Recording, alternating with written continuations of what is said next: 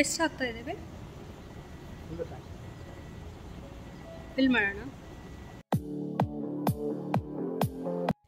Hi hello ಎಲ್ರಿಗೂ ನಮಸ್ಕಾರ. ಹೇಗಿದ್ದೀರಾ ಎಲ್ಲರೂ? ನಾವಂತೂ ಇಲ್ಲಿ ಎಲ್ಲರೂ ತುಂಬಾ ಚೆನ್ನಾಗಿದ್ದೀವಿ. ಐ ಹೋಪ್ ನೀವು ಕೂಡ ಚೆನ್ನಾಗಿದ್ದೀರಾ ಅಂತ ಭಾವಿಸ್ತಾ ಇದ್ದೀನಿ. ಮತ್ತು ನಿಮ್ಮನ್ನೆಲ್ಲ ನನ್ನ ಯೂಟ್ಯೂಬ್ ಚಾನಲ್ ಆದಂಥ ಗ್ಲೋಬಲ್ ಅನಿವಾಸಿ ಕನ್ನಡತಿಗೆ ವೆಲ್ಕಮ್ ಮಾಡ್ಕೊಳ್ತಾ ಇದ್ದೀನಿ. Welcome back. ಇವತ್ತಿನ ಬ್ಲಾಗಲ್ಲಿ ಏನೇನಿದೆ ಅಂತ ನೋಡೋಣ. ಸೊ ನಮಗೆ ಇಲ್ಲಿ ಅಮೇರಿಕಾದಲ್ಲಿ ಸಮ್ಮರ್ ಟೈಮ್ ಸಿಗೋದೇ ತುಂಬ ಕಡಿಮೆ ಸ್ಪ್ಯಾನ್ ಅಂತ ಹೇಳ್ಬೋದು. ಅಂತಂದರೆ ಎವ್ರಿ 3 ಮಂತ್ಸ್ಗೂ ಸೀಸನ್ ಚೇಂಜ್ ಆಗ್ತಾ ಇರುತ್ತಲ್ವ. ಸೊ ಹಾಗಾಗಿ ಸ್ಪ್ರಿಂಗ್ ಮತ್ತು ಸಮ್ಮರ್ ಟೈಮಲ್ಲೇ ನಾವು ಸ್ವಲ್ಪ ಹೊರಗಡೆ ಓಡಾಡೋದಕ್ಕೆ ಸಾಧ್ಯ ಆಗುತ್ತೆ. ಮಕ್ಕಳಿಗಂತೂ ಎಂಗೇಜ್ ಮಾಡಿಸ್ಲೇಬೇಕಲ್ವ. ಸೊ ಹಾಗಾಗಿ ಅವ್ರಿಗೆ ಯೂಶಲಾಗಿ ಬೀಚಿಗೆ ಕರ್ಕೊಂಡು ಹೋದರೆ ಇಷ್ಟಪಡ್ತಾರೆ. ನಮ್ಮ ಮಗನೂ ಕೇಳ್ತಾನೆ ಇದ್ದ ಹೋಗೋಣ ಅಂತ ಹೇಳಿಬಿಟ್ಟು. ಸೊ ಹಾಗಾಗಿ ನಾವು ಇವತ್ತು ಬೀಚ್ಗೆ ಪ್ಲ್ಯಾನ್ ಮಾಡ್ತಿದ್ದೀವಿ. ನಾವು ಹೋಗ್ತಾ ಇರೋ ಬೀಚ್ ಬಂದುಬಿಟ್ಟು ಓಷನ್ ಸಿಟಿ ಅಂತ. ಇದು ವಾಷಿಂಗ್ಟನ್ DC ಏರಿಯಾದಲ್ಲಿ ನಿಯರ್ ಬೈ ಇದೆ. ಒಂದು 3 to 4 hours ಹಂಗಾಗುತ್ತೆ ನಮಗೆ. ಬನ್ನಿ ನಮ್ಮದು ರೋಡ್ ಟ್ರಿಪ್ ಎಲ್ಲ ಹೇಗಿರುತ್ತೆ ಅಂತಂದು ನೋಡ್ಕೊಂಬರೋಣ.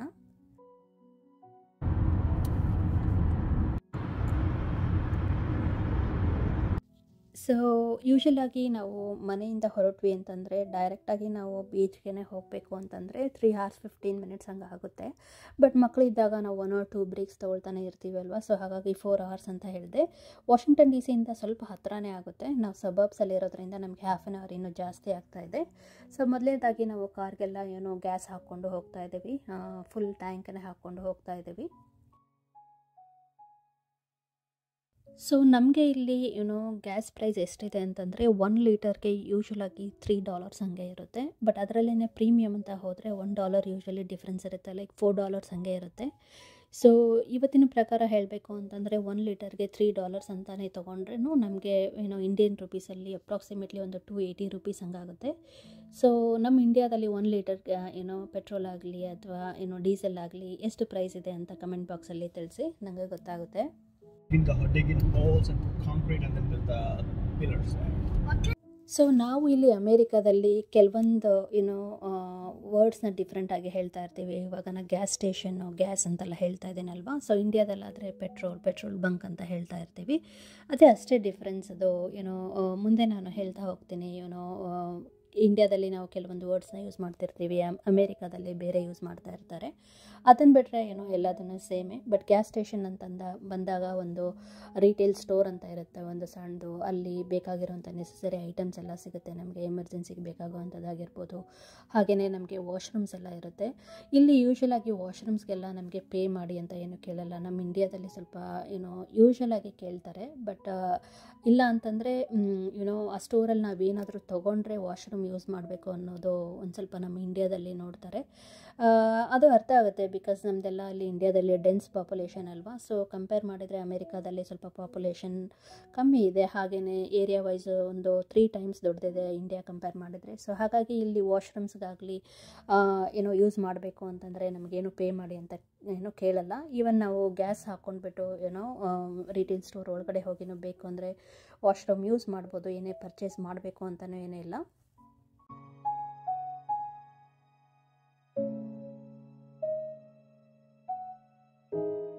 ಸೊ ನನ್ನ ಮಾತು ಕೇಳಿಸ್ಕೊತ ನೀವು ಒಂದು ಬ್ರಿಡ್ಜ್ ನೋಡಿರ್ತೀರಲ್ವ, ಎಷ್ಟು ಚೆನ್ನಾಗಿದೆ ನೋಡಿ, ಎಷ್ಟು ಲಾಂಗ್ ಇದೆ. ಇದು ಎಷ್ಟು ದೊಡ್ಡದಾಗಿದೆ ಅಂತಂದರೆ ಆಲ್ಮೋಸ್ಟ್ 1.7 miles ಅಷ್ಟು ಉದ್ದ ಇದೆ. ನಾವು ಇದನ್ನು ಕ್ರಾಸ್ ಮಾಡೋದಕ್ಕೆ ಆಲ್ಮೋಸ್ಟ್ ಒಂದು 5 minutes ಮೇಲೇ ಆಯಿತು ಅಂತ ಹೇಳ್ಬೋದು. ಬಿಕಾಸ್ ಬ್ರಿಡ್ಜಲ್ಲಿದ್ದಾಗ ಸ್ವಲ್ಪ ಸ್ಲೋ ಆಗಿ ಹೋಗ್ತಾರೆ. ಸೊ ಹಾಗೆಯೇ ಇದು ಬ್ರಿಡ್ಜ್ ಹೆಸರು ಬಂದುಬಿಟ್ಟು ಹ್ಯಾರಿ ಕೆಲ್ಲಿ ಅಂತ ಹೇಳಿಬಿಟ್ಟು ಮೇರಿಲ್ಯಾಂಡ್ ಸ್ಟೇಟ್ನ ಫಾರ್ಮರ್ ಮೇಯರ್ ಹೆಸರನ್ನೇ ಇಟ್ಟಿದ್ದಾರೆ.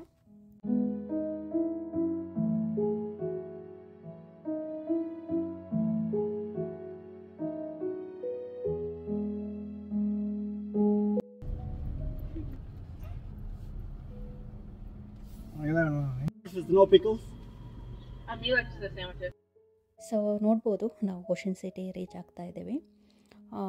ಏನೋ ಮಧ್ಯದಲ್ಲಿ ಒಂದು ಬ್ರೇಕ್ ತೊಗೊಂಡಿದ್ವಿ ಜಸ್ಟ್ ರೆಸ್ಟ್ ರೂಮ್ ಯೂಸ್ ಮಾಡೋದಕ್ಕೆ. ಮತ್ತು ಕಿಡ್ಸು ಆಗಲಿ ನಾವಾಗಲಿ ಹಶ್ವಾಗಿತ್ತು ನಮಗೆ ಆಲ್ರೆಡಿ. ಸೊ ಹಾಗಾಗಿ ಫುಡ್ಡನ್ನ ತೊಗೊಂಡು ಹೋಗ್ಬಿಡೋಣ. ಸೊ ಹೋಟೆಲ್ಗೆ ಹೋಗಿ ಅಲ್ಲಿ ಊಟ ಮಾಡಿದ್ರಾಯಿತು.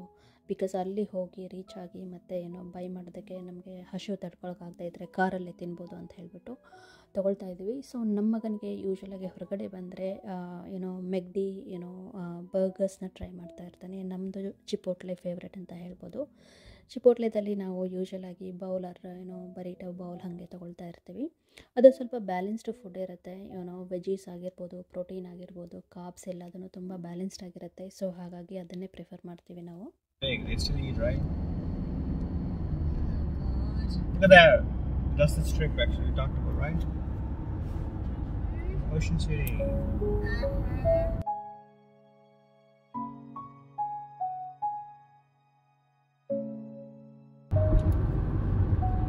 Where's your hotel? Should be there. I think the pink one was far away, right?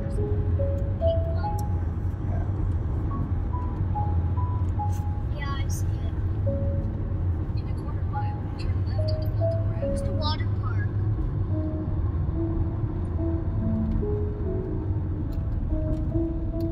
I'm sweating, Dad. So ಇಲ್ಲಿ ಕೂಡ ಅಷ್ಟೇ, ಯಾವುದೇ ಒಂದು ದೊಡ್ಡ ಸಿಟಿಗೆ ನಾವು ಏನೋ ಎಂಟ್ರ್ ಆಗ್ತಾ ಇದ್ದಾಗನೇ ನಮಗೆ ಒಂದು ಸ್ವಲ್ಪ ಟ್ರಾಫಿಕ್ ಗೊತ್ತಾಗುತ್ತೆ, ಫೀಲ್ ಆಗುತ್ತೆ. ಬಟ್ ಇಂಡಿಯಾ ಥರ ಅಷ್ಟೇನು ಅನಿಸಲ್ಲ. ಬಟ್ ಸ್ಮಾಲ್ ಟೌನಲ್ಲೆಲ್ಲ ನಾವೇನಾದರೂ ಡ್ರೈವ್ ಮಾಡ್ತಿರುವಾಗ ಅಷ್ಟೊಂದು ಗೊತ್ತಾಗಲ್ಲ. ಈಗ ಇಲ್ಲಿ ನೋಡ್ತಾ ಇರ್ಬೋದು, ಇದು ಪೀಕ್ ಟೈಮ್ ಆಗಿರೋದ್ರಿಂದ ತುಂಬ ಜನ ಬಂದಿರ್ತಾರೆ. ಹಾಗಾಗಿ ಸ್ವಲ್ಪ ಟ್ರಾಫಿಕ್ ಸ್ಲೋ ಆಗ್ತಾ ಇದೆ.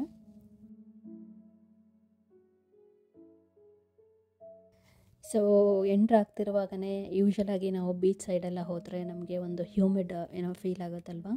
ಸೊ ಅದೇ ಥರನೇ ತುಂಬ ಸೆಕೆ ಅನ್ನಿಸ್ತಾ ಇತ್ತು ಆಲ್ರೆಡಿ. ಸೊ ಈಗ ಇಲ್ಲಿಂದ ಏನೋ ಒಂದು 10-15 ಮಿನಿಟ್ಸಲ್ಲಿ ನಾವು ಹೋಟೆಲ್ಗೆ ರೀಚ್ ಆಗ್ತೀವಿ. ಸೊ ಅಲ್ಲಿ ಹೋಗಿ ನಮ್ಮದೆಲ್ಲ ಬ್ಯಾಗೇಜಸ್ ಎಲ್ಲ ತೊಗೊಂಡು ಚೆಕ್-ಇನ್ ಎಲ್ಲ ಮಾಡ್ಕೊಳ್ತೀವಿ. ಬನ್ನಿ ನೋಡೋಣ.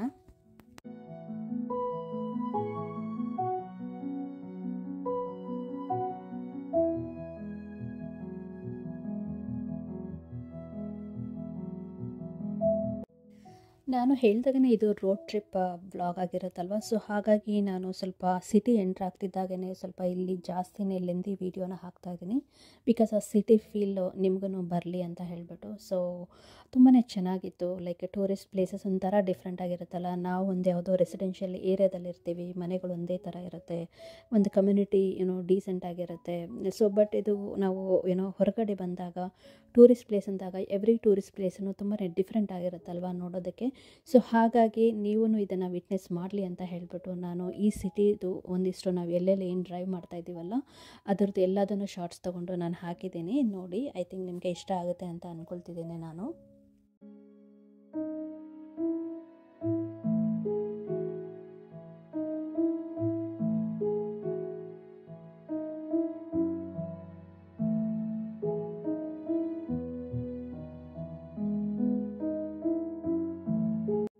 ಸೊ ನೋಡ್ತಿರ್ಬೋದು, ಇಲ್ಲಿ ಸಿಟಿ ಒಳಗಡೆ ಡ್ರೈವ್ ಮಾಡ್ತಾ ಇದ್ದೀವಿ. ಸೊ ಹಾಗಾಗಿ ಏನೋ ಈವನ್ ಸ್ಪೀಡಿಂಗ್ ಲಿಮಿಟ್ ಕೂಡ ತುಂಬಾ ಕಮ್ಮಿ ಇರುತ್ತೆ. ನೀವು ನೋಟಿಸ್ ಮಾಡಿರ್ತೀರ, 30 miles/hour ಅಂತ ಇದೆ. ಇಲ್ಲ ಅಂದರೆ ತುಂಬ ಇನ್ನು ನಾವು ರೆಸಿಡೆನ್ಷಿಯಲ್ ಏರಿಯಾಕ್ಕೆ ಏನಾದರೂ ಹೋದರೆ ಅಲ್ಲಂತೂ ಏನೋ 10 miles/hour ಇರುತ್ತೆ, ಇಲ್ಲ 20 miles or 15 miles/hour ಅಂತ ಇರುತ್ತೆ. ಸೊ ಇದು ಸ್ವಲ್ಪ ಸಿಟಿ ಒಳಗಡೆ ಇರೋದ್ರಿಂದ 30 or 40-45 miles ಹಾಗೆ ಇರುತ್ತೆ. ನನಗೂ ಈ ಸಿಟಿ ಎಲ್ಲ ನೋಡಿ ತುಂಬಾ ಖುಷಿ ಆಗ್ತಾಯಿದೆ. ಯಾಕಂದರೆ ಇಲ್ಲಿ ಇನ್ಫ್ರಾಸ್ಟ್ರಕ್ಚರ್ ನೋಡಿದಾಗ ಇವಾಗ ಮನೆಗಳು ಅಂತಂದರೆ ಒಂದೇ ಥರನೇ ಇರುತ್ತೆ. ಡಿಸೈನೇನು ಅಷ್ಟೊಂದೇನು ಡಿಫ್ರೆಂಟ್ ಆಗಿರೋದಿಲ್ಲ. ಬಟ್ ಇಲ್ಲಿ ಸ್ವಲ್ಪ ಕಲರ್ಫುಲ್ ಅನ್ನಿಸ್ತಾ ಇದೆ. ಮನೆ ಏನೋ ಪೇಂಟಿಂಗ್ ಮಾಡಿರ್ಬೋದು, ಅಥವಾ ಏನೋ ಫೆನ್ಸ್ ಆಗಲಿ ಅದೆಲ್ಲ ಸ್ವಲ್ಪ ಏನೋ ಡಿಫ್ರೆಂಟ್ ಅನ್ನಿಸ್ತಾ ಇದೆ ನನಗೆ. ಸೊ ಒಂದು ಬೇರೆ ವೈಬನ್ನೇ ಕೊಡ್ತಾ ಇದೆ ಅಂತ ಹೇಳ್ಬೋದು.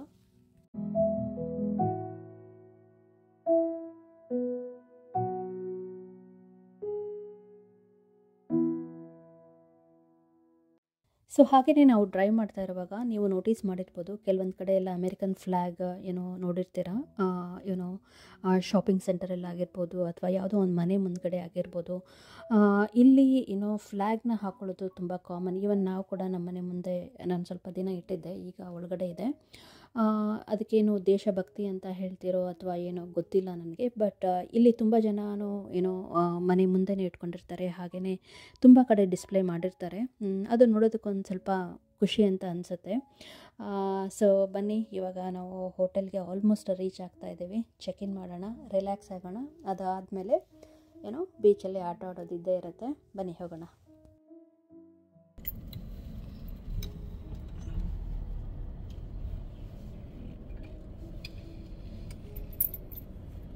Will be on the left. Turn left for 21st Street, then turn right.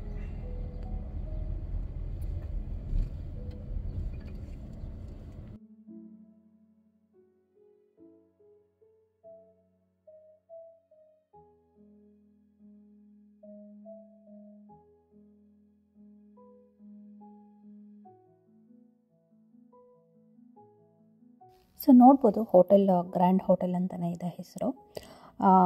ಪಾರ್ಕಿಂಗಿಗೆ ಹೋಗಿದ್ವಿ, ಮತ್ತು ಲಗೇಜ್ ಎಲ್ಲ ಪಾರ್ಕಿಂಗಿಂದ ಎತ್ಕೊಂಡು ಬರಬೇಕು ಅಂತ ಹೇಳಿಬಿಟ್ಟು ನಾವು ಹೋಟೆಲ್ ಮುಂದ್ಗಡೆ ಫಸ್ಟು ನಿಲ್ಲಿಸ್ತಾ ಇದ್ದೀವಿ. ಸೊ ಅದಾದಮೇಲೆ ಲಗೇಜ್ ಎಲ್ಲ ತೊಗೊಂಡು ಹಸ್ಬೆಂಡ್ ಆಲ್ರೆಡಿ ಒಂದು ಸಲ ಎಲ್ಲ ಲಗೇಜನ್ನು ಇಟ್ಟು ಬಂದರು. ಇದು ಸೆಕೆಂಡ್ ಟೈಮ್ ತೊಗೊಂಡು ಹೋಗ್ತಾ ಇದ್ದಾರೆ. ನಾನು ಬೇಬಿನ ಸ್ಟಾರಲ್ಲಿ ಹಾಕ್ಕೊಂಡು ಹೋಗ್ತಾ ಇದ್ದೀನಿ. ನಾವು ಬೇಬಿಗೆ ಬೇಕಾಗೋಂಥ ಎಲ್ಲದನ್ನು ಪ್ಯೂರಿ ಫುಡ್ ಆಗಿರ್ಬೋದು, ಸ್ವಲ್ಪ ಸಾಲಿಡ್ ಫುಡ್ ಆಗಿರ್ಬೋದು, ಸ್ವಲ್ಪ ಅವಳು ಏನು ಪ್ರಿಫರ್ ಮಾಡ್ತಾಳೋ ಅದನ್ನೇ ತೊಗೊಂಡು ಬಂದಿದ್ದೀವಿ. ಹಾಗೆಯೇ ಇಬ್ಬರೂ ಸ್ವಲ್ಪ ಹಾಲು ಜಾಸ್ತಿ ಕುಡಿತಾರೆ. ಸೊ ಹಾಗಾಗಿ ಮಿಲ್ಕ್ ಬಾಟಲ್ಸ್ ಕೂಡ ತೊಗೊಂಬಂದಿದ್ದೀನಿ ನಾನು. ಯೂಶ್ವಲಿ ಸಪ್ಲಿಮೆಂಟ್ಸ್ ಅಂತ ಹೇಳ್ತಾನೆ ಇರ್ತೀನಲ್ವ ನಾನು. ಸೊ ಅದನ್ನೇ ತೊಗೊಂಡು ಬಂದಿದ್ದೀನಿ, ಬಿಕಾಸ್ ಅದು ಫ್ರಿಜ್ಜಲ್ಲಿ ಏನು ಇಡೋ ನೆಸಸರಿ ಇಲ್ಲ. ಸೊ ಹಾಗಾಗಿ ಅದನ್ನು ಕೂಡ ಕ್ಯಾರಿ ಮಾಡ್ಕೊಂಡು ಬಂದಿದ್ದೀನಿ.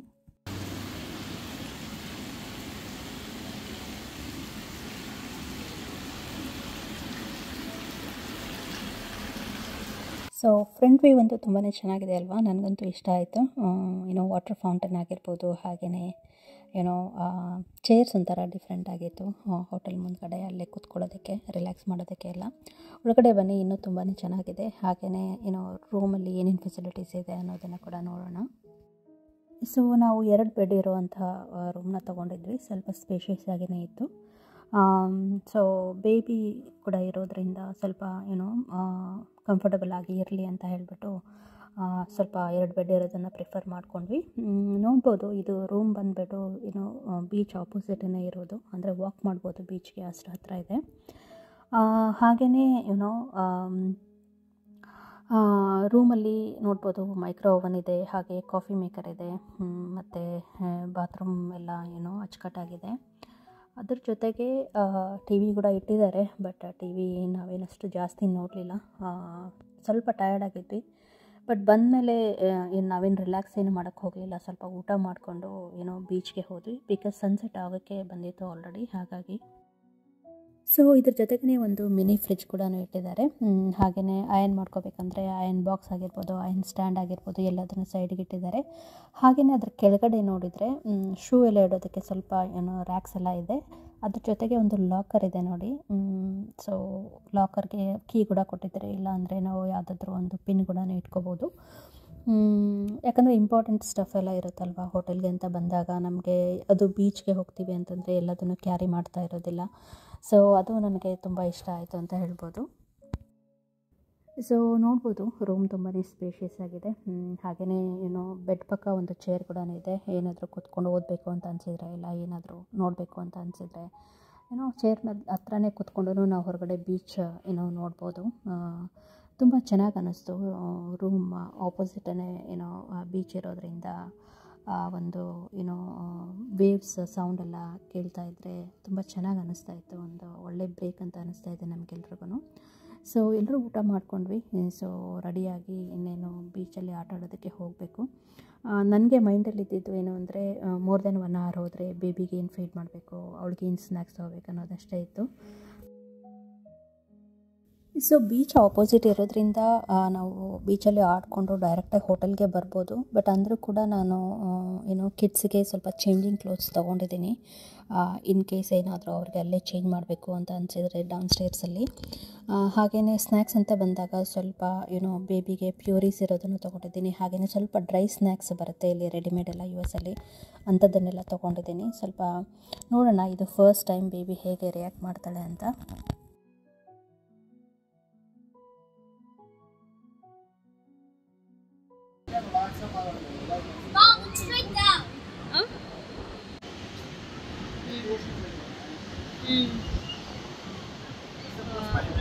Yeah. Dad, can we just go there? I'm too excited.